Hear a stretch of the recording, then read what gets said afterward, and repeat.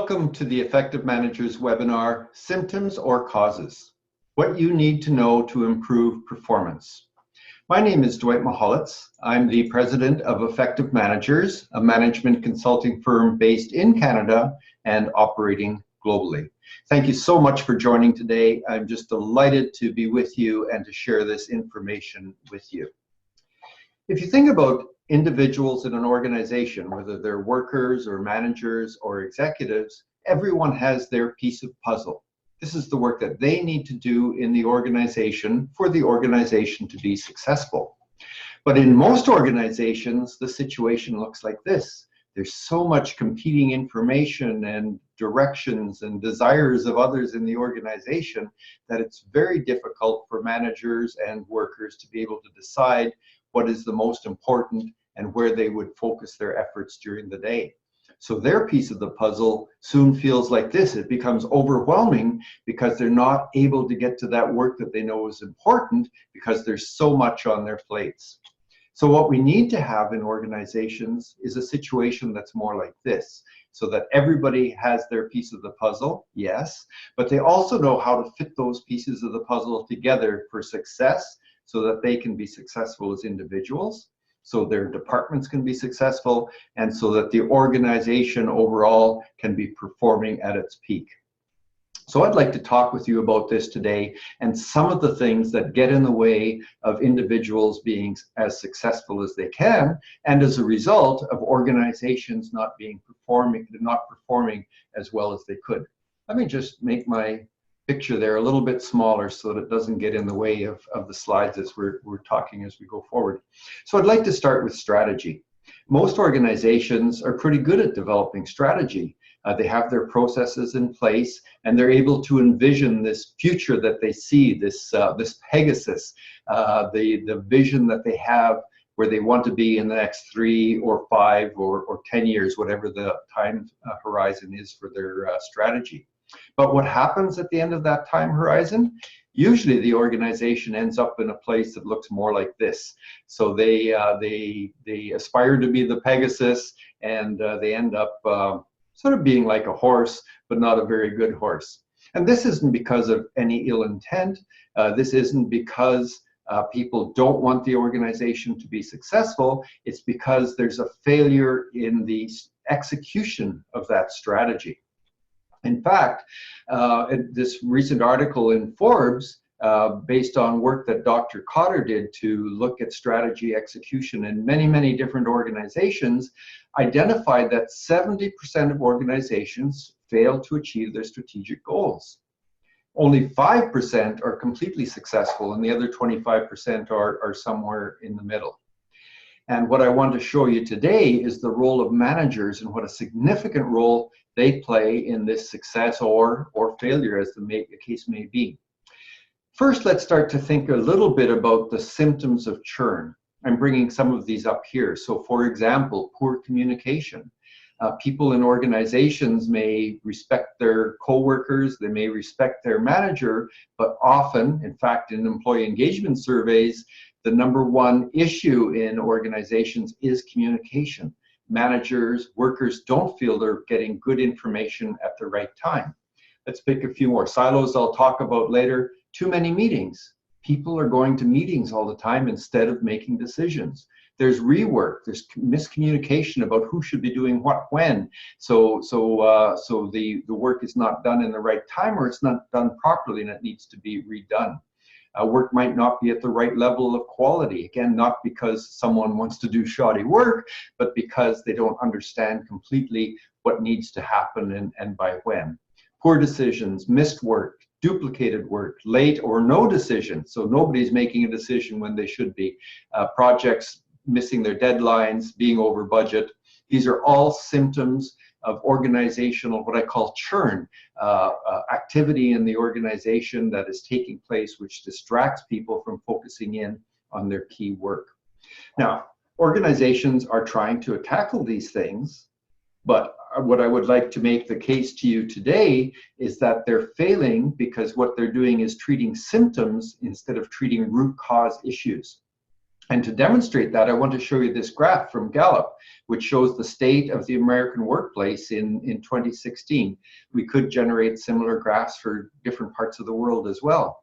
But as you will see, there's been a trend since the year 2000, when I was able to start gathering this data, up until the year 2016, which is the latest date for when I have the data, that engaged employees are holding about steady. About half the workforce is engaged. And we know employee engagement is important in organizations. Those organizations which are in the top quartile of organizations with the highest number of engaged employees have fewer safety incidents, 48% fewer safety incidents. They're 41% less quality incidents. Absenteeism is 43% lower, excuse me. Customer ratings are 10% higher, and productivity is 21% higher. So organizations know, for this example, that having more engaged employees is correct. So they do put in place training programs. They really try to improve the engagement of their employees by tackling these issues similar to the ones I showed you on the previous slide. But things are not changing over the last last decade. If things were changing, we would expect the trends to be looking more like these blue lines. So what is happening is organizations are zeroing in on the symptoms and not getting to the root cause of the issues. So most of the training initiatives are failing to deliver because they're working at the symptoms of churn. And the example I use is like a medical situation. If you have a fever and you take an aspirin, the fever is likely to go away. But once the aspirin wears off, the fever will come back because you haven't treated that underlying cause, the disease that is causing the fever. So what we need to do in our organizations is get to that underlying cause and treat the root cause of the problem as opposed to the symptom of the problem. So how do you get to the root cause issues? Of course, that's the question that you will have. What I'd like to do to explain how we can approach this is to use some research that was first published in Harvard Business Review by James Heskett back in 1994. This was updated and republished in 2014, so it's been updated and it stood the test of time. In fact, many other researchers have done the same work and have replicated that this holds true. And the idea of the service profit chain is that if you have more satisfied employees, they'll be more capable in their work, they'll be more focused on their work, and that will result in improved customer satisfaction. And if you have more satisfied customers, they're going to keep coming back. That will increase the lifetime value of your customer, which will end up with higher cash flow, more profits for the organization. So improve employee satisfaction, improves customer satisfaction, improves overall results for the organization. Now, within the paper, Heskett talks about managerial leadership, and he says that from in the paper that he publishes, that managerial leadership principles and activities underpin this entire service profit chain. The research we've done, following on research we did with the University of Ottawa, is to show that in fact this managerial leadership is the first part of that chain. Managers need to do their managerial leadership work, which will then result in employees being more satisfied, which will result in improved customer satisfaction and then overall results. So in fact, it's the manager and the work of your managers in the organization that are creating this link between the strategy of the organization and the successful execution of that strategy in the organization. This is very critical. If this is the one takeaway you have from this webinar, is that managerial leadership practices drive this execution, the successful execution of strategy in organizations. And yet, the research that we have done with the University of Ottawa, these are results from the research that we did in 2013, show that managers spend only 55% of their time doing value-added work. This is work that only they, with their skills, at their level of the organization, and the appropriate resources are able to do. And managerial leadership work is one of those value-added pieces of work that only the manager can do. So if they can only spend 55% of their time doing that value-added work, but will suffer.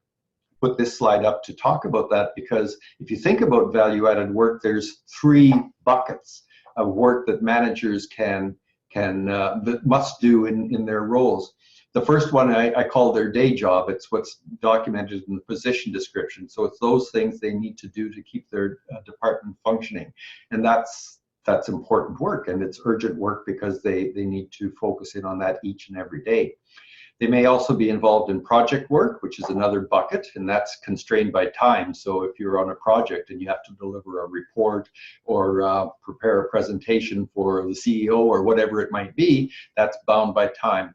And the third one is their managerial leadership work. This is value-added work that each manager must do.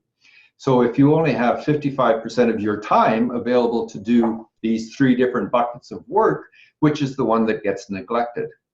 Well, it's probably the most important one, which is, I would say, the third one, the managerial leadership work, because while it's important, it tends not to be urgent. It's very easy to say, I'm going to have a coaching session with that employee. I really need to do that, but geez, I'm busy today, so let's do that next week. Or let's cancel our management team meeting this week because we're all very busy, and we'll get together next week instead. Or I can't do my performance appraisals on schedule. I'm going to have to put those off for a month, or I might not even get to them this year. All of these things become delayed until tomorrow, and tomorrow never gets here. So as a result,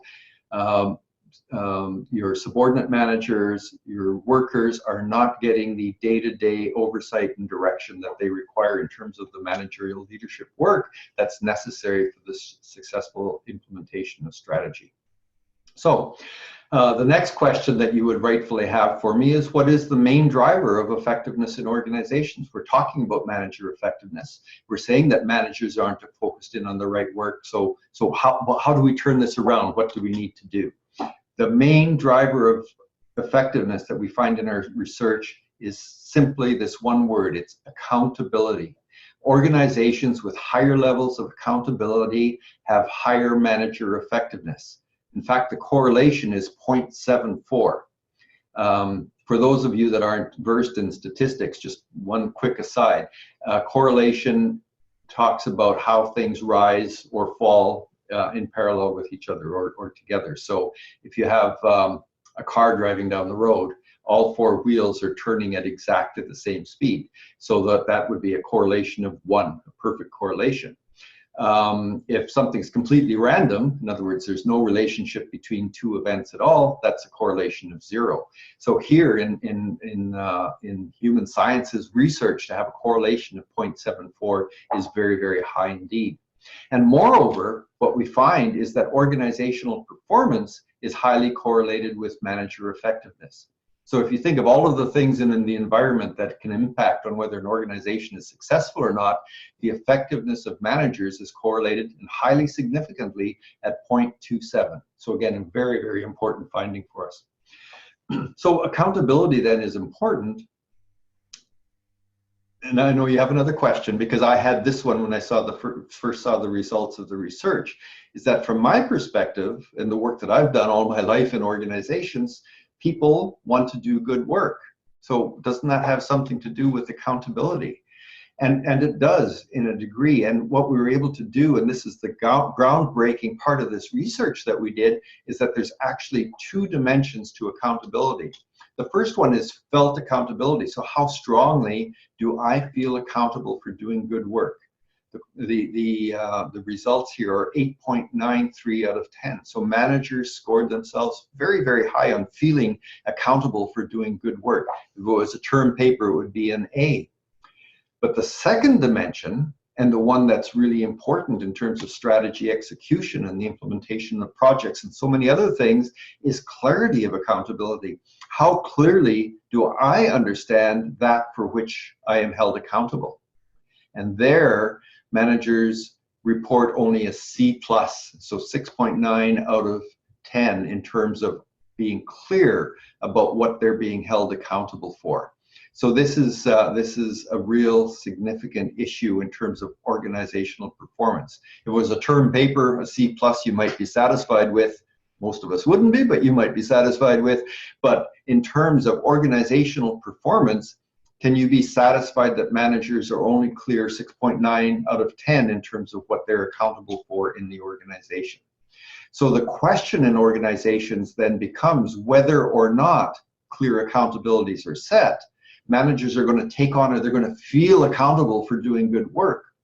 So the question isn't whether or not managers will feel accountable. They're going to feel accountable. The question is whether or not they're going to feel accountable for doing the right work.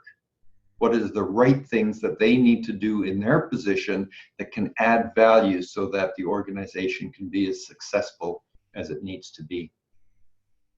So it then falls to the owner of the organization or the CEO or the general manager, whatever the head of the organization's title might be, to ensure that there's a framework throughout the organization so that when it comes time to delegating work, that people are clear about their accountability. This means you need to have a language for people to be able to use in terms of that delegating. So the CEO understands that strategic direction intimately, because that's, after all, their personal plan. That's what they're accountable for delegating.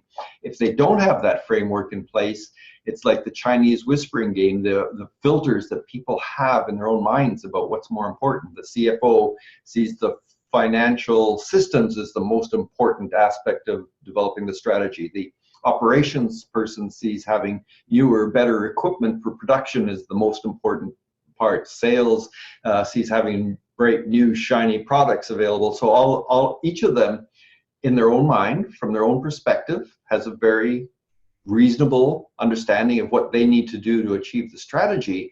But the managerial work of the CEO is to make sure that this is balanced so that people don't drift over time. And that, in fact, with that framework and the language, everybody is able to balance what they see as important to them, what their colleagues see are important to them, and collaborate together to work within a context set by the CEO so that everybody is working in the same direction and can pull the organization in the same direction. Now, what I want to really stress this, and this is really important to remember, is that I am not talking about a command and control system. This is not the CEO directing each person day by day what their vice presidents must do and so on down the organization. But on the other extreme, it's also not abdication. It's not saying, okay, we have a strategy, everybody go away and implement your piece of it. It's more that finding that balance to make sure that everyone has the right context so that they can have enough information and context to be clear and consistent in their decision making so that they're deciding on initiatives, taking initiatives that are consistent with where the organization needs to go.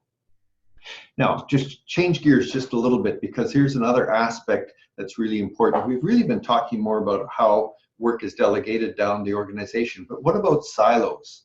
Silos are when different departments in the organization are so concerned with the work that they're doing within their department that they're not relating with appropriately their colleagues in other parts of the organization. So I have two examples, and then I want to bring this all together in the last few slides.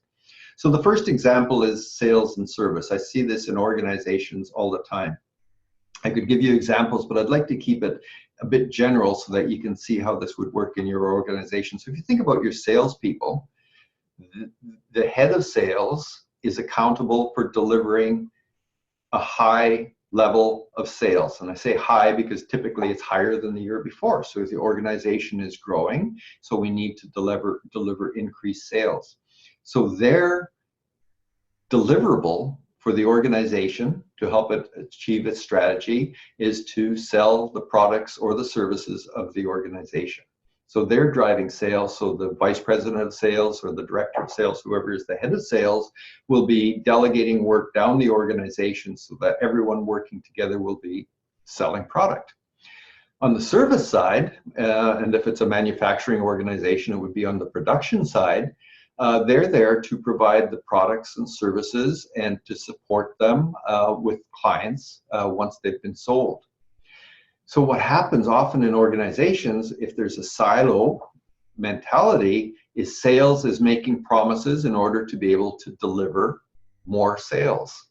Services or production are more interested in, well, in fact, their job is to provide the services according to the guidelines and the budget that they have in place for providing those products and services. So in particular manufacturing organization that I'm familiar with, the salespeople will be making the promises, but when the service person goes out into the field to make the delivery, the person who's receiving it says, wait a minute, I was promised this, this, and this, and it doesn't have those. So all of a sudden now you've got this conflict between service, who's supposed to be delivering one thing, sales who sold something else, and a very big difficult problem with the customer. What's the customer going to be saying? They're going to be saying, get your act together. Similarly, I see this all the time in organizations in finance and operations. So finance depends on operations for production reports so that they can do their forecasting and produce reports for the CEO. So typically when the report is in place, a director in finance will be calling somebody in production and asking for the information that they need for the report. The person in operations is receiving this, and what's their perception of it? Their perception is, this is finance work. I've got important work I need to do here. I've got real work to do. And we're having production problems. We need to keep production up. I don't have time to go chasing this information for finance. Let finance find that information. Yet on the other hand, finance doesn't have access to the information. So this creates conflict between the two of them, because finance feels that this person is dragging their feet and being irresponsible by not providing the information, and operations feels that the finance person is being too much of a pest and is asking for things that it's not really their work to do. So again, we have a situation where we have conflict in the organization. In the first case, there's conflict between sales and service. In this case, there's conflict between finance and operations. And it's not because either one of them doesn't want to do good work. They all want to do good work, but they want to do good work within the context of what their job is. So what the issue becomes is, how do we redefine what one's job is? So again, it comes back down to this issue of having in place a language where people can understand not only what they're accountable for doing within their own role in their own department, but also what they're accountable for doing with their colleagues. So what we have developed at Effective Managers is a model called the Effective Point of Accountability, which gives a language and a methodology for, number one, delegating down this work, so how we manage here, but also how we collaborate here, so how we collaborate with each other. And I liken these to the rules of the road. If you think about traffic in any city, anywhere in the world, if we didn't have signal lights, if we didn't have traffic lights, if we didn't have lines on the road, if people didn't understand about yielding to the right, if people didn't understand which side of the road to drive on, can you imagine the absolute chaos of trying to drive home? It would be gridlock in the city. People would not be able to move. It's the same in organizations. If we don't have a common language to understand what is the relationship between sales and service in terms of what we promise versus what we can deliver, what is the relationship between finance and production versus who's accountable for getting information and pulling it together, and how we support each other so that the organization has the information it needs. So unless we pay attention to all of these things, have this language so that there's a common understanding of how we do this work, people will try to work it out on their own, but they're not going to be successful because they're working within the context of what they know they need to do to be successful in their job, as opposed to what they need to do to help others to be successful in their job. So in terms of the cross-functional work, a really, really important concept is that effective point of accountability. And that's the role, the single point of accountability that is in the organization that can decide and direct how we collaborate, how we work differently, and then direct people to actually do that work differently. So for an organization-wide process, it would be the head of the organization. So in the example of sales and service, it's the CEO that is able to make that balance between what sales promises and what service can deliver. It's the CEO that can decide what is the role of finance in collecting information versus production and providing information, so that the reports that the CEO can be made available. So that context has to be set at that level up. So it's not just in the finance example, the CEO saying to the vice president of finance, prepare this report and get me this information, and then having them fight about how they get the information. It should be the CEO sitting down with the head of operations and the head of finance and saying, this is information I need. Finance will be coordinating the gathering of this information and providing it to me, and you will be ensuring that we have this information available. And right at that point, they can work out the resourcing and the requirements and the respective accountabilities, so it's delegated down the organization in the same way, so we don't have those fights at the bottom.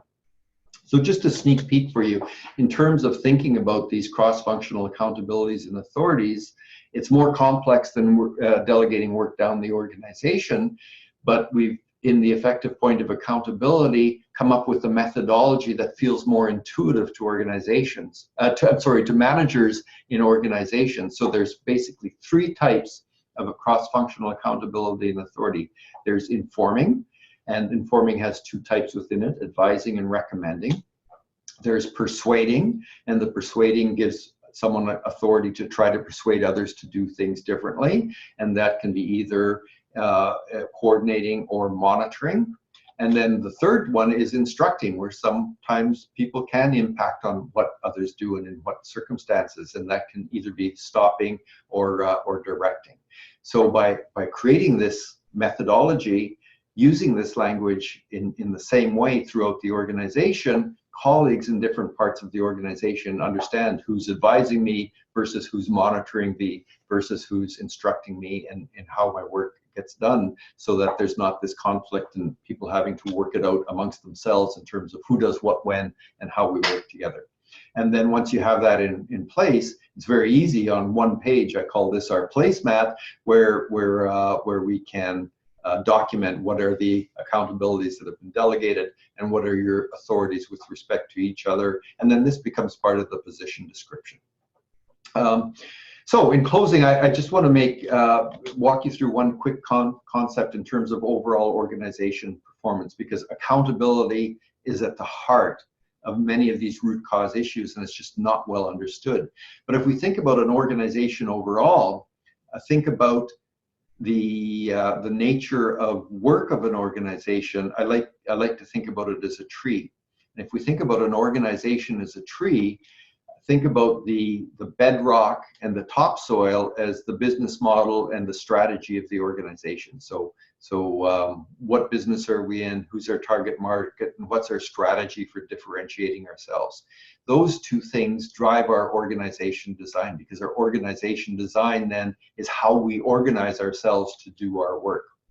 In terms of outputs, we then have to think about what is the culture of the organization. So how do we work together? What is our culture in terms of how we relate with each other? This drives the performance of the organization, and to the degree that we're a top performing organization, we can maximize our profits, which I think of as the fruit of the tree. So the culture is kind of the whole branch network, the performance is the foliage on the tree, and the profit is the fruit. Now, driving that entire the output part is the trunk of the tree, and this is what holds the organization together. So we have three components. The bark is the accountability and authority model, which constrains everything and holds everything together. This is what I've been talking about so far today. But then we have to think also about the managerial leadership, which I also started off talking about, to make sure that managers are doing their managerial leadership work within this accountability and authority model. And then finally, that we have managers in role that are capable to do their managerial work. So all of these different 9 pieces are very important. So the bottom part is the structure of the organization. The middle part is the people. The trunk is how we work together. And then the outcomes are our culture, performance, and the profit of the organization. But the bottom line is it's all about work. So how do we work together in our organization? And how do we make sure that we are doing our work in such a way that we can add to the success of the organization? So that brings me to the end of the formal presentation. Thank you very much for your time. I would like to refer you to our YouTube channel where you can learn more about all of these concepts. We have specialized webinars in each of these different areas which you can find. And also please feel free to be in contact with me. I would love to hear from you. We can connect on LinkedIn or follow me on Instagram where I publish from time to time different sayings about work and how we can work together and how we can be more successful in our work. So thank you again very much for your attention. I really appreciate it. Have a wonderful rest of your day. Thank you.